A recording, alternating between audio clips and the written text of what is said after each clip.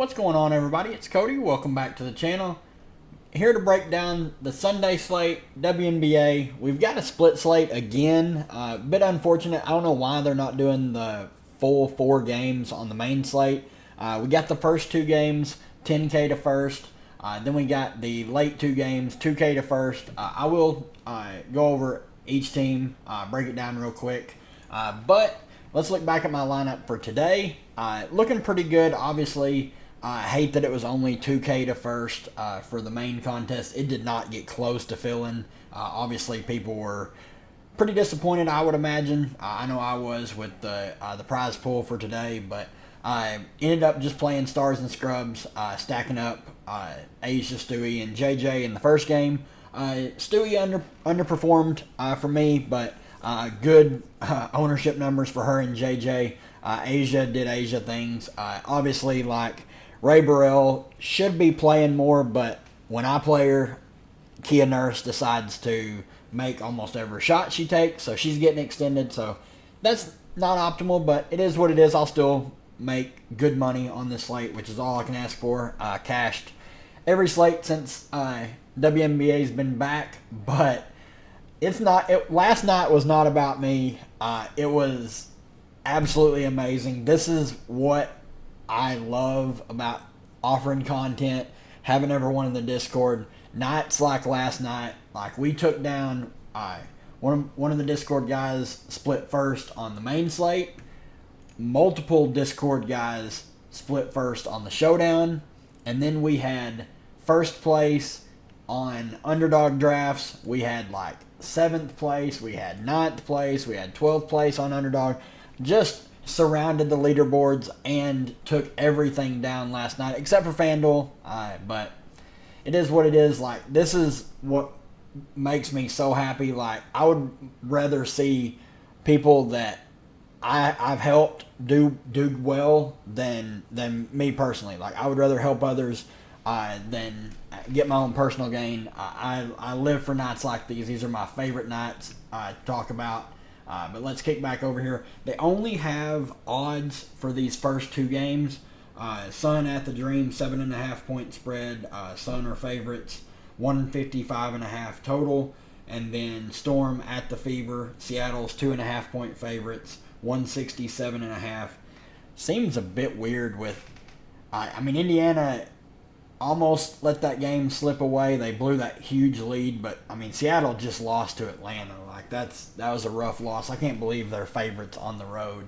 But anyway, let's kick this off on the Connecticut side.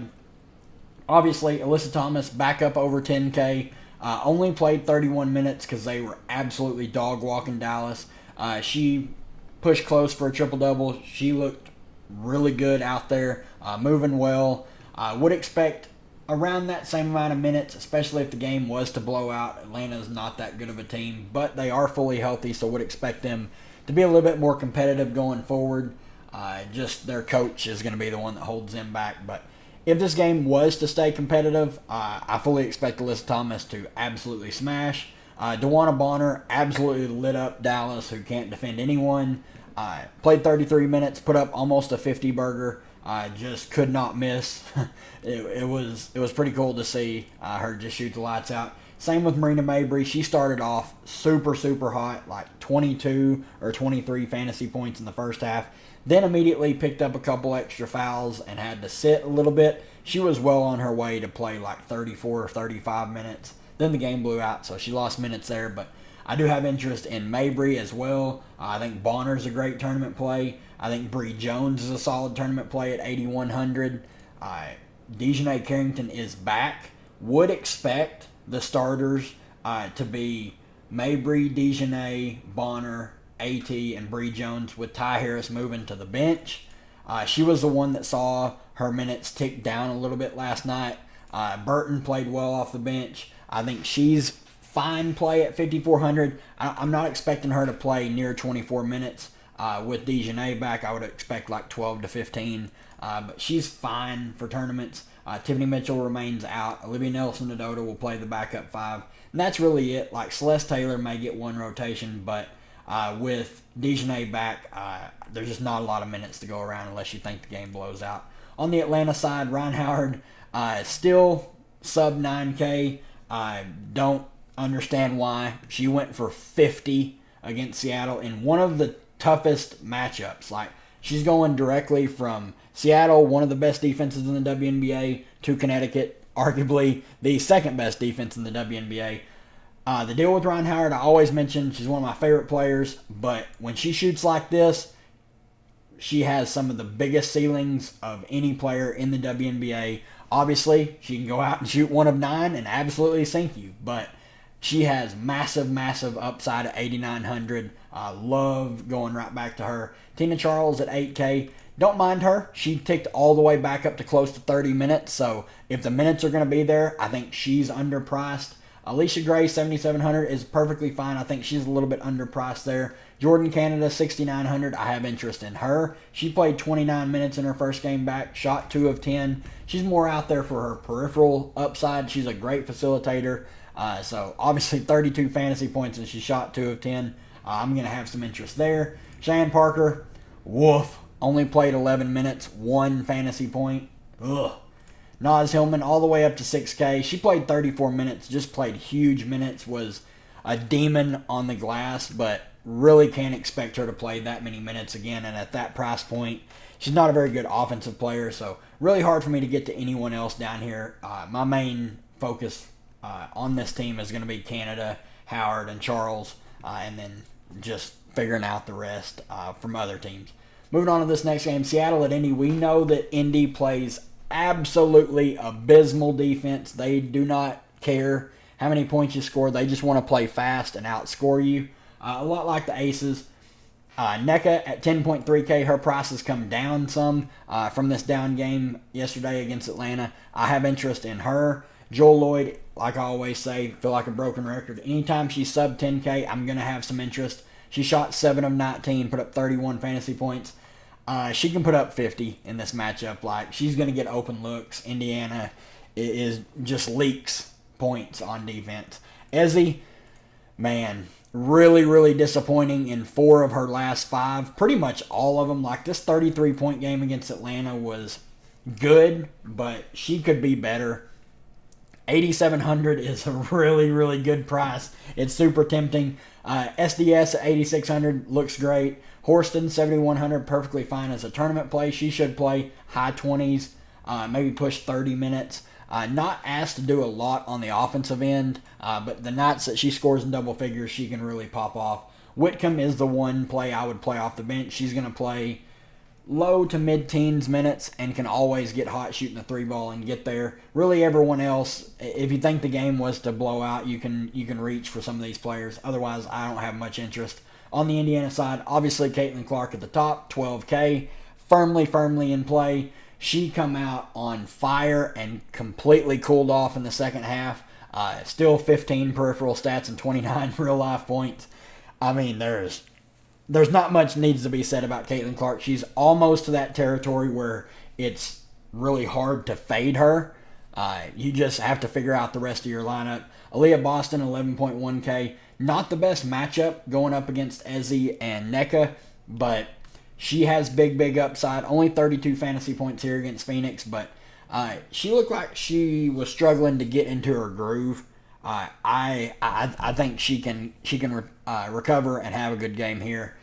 Kelsey Mitchell, 8,500, had a fantastic game yesterday against Phoenix. Shot the lights out from 3, 6 of 13. Shot 50% from the field. This is the upside that she has if she's scoring the ball well. She did get some peripheral stats as well. Those typically aren't there. She's pretty scoring dependent for the most part.